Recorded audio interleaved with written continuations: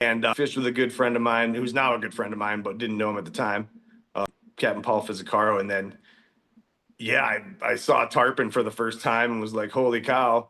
And got back to Tahoe and then discovered the carp fishery in Carson City area. And I mean, it was a lot like fishing tailing reds and tailing bonefish. You know, the fish would tail on the mud flats. And so I got hooked on that. I probably spent more time carp fishing when I wasn't guiding than trout fishing for a little while, and just kept fishing. And then after California, did you do a stint when we talked about, did you went to Alaska for like a one season or something like that?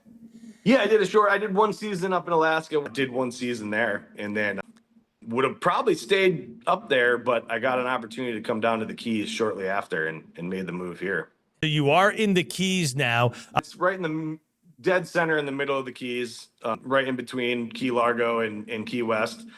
And you developed a guide service right on charters. I've been guiding the Keys for 14 years. And obviously, an amazing fishery with so many different fish to go for. When I was with you in July, we went for bones and permit and tarpon, but there's other fish at different times of the year we were talking about. I mean, so summertime, definitely, big tarpon are still around. And the tarpon can range ginormous to the juveniles, depending on the season. Year round, I mean, you can catch a big tarpon, a big one saying probably 70 to 120 pounder, and then they get bigger than that. But any month of the year, there are big tarpon.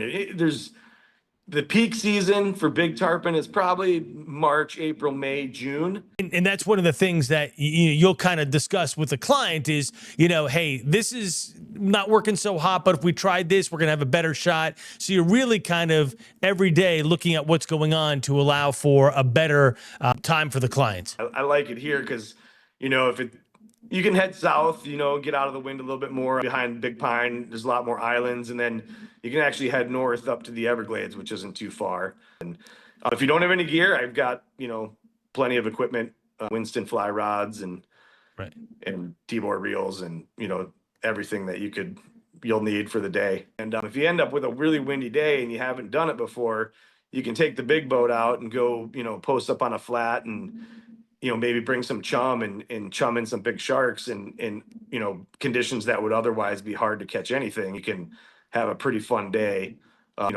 pulling on that.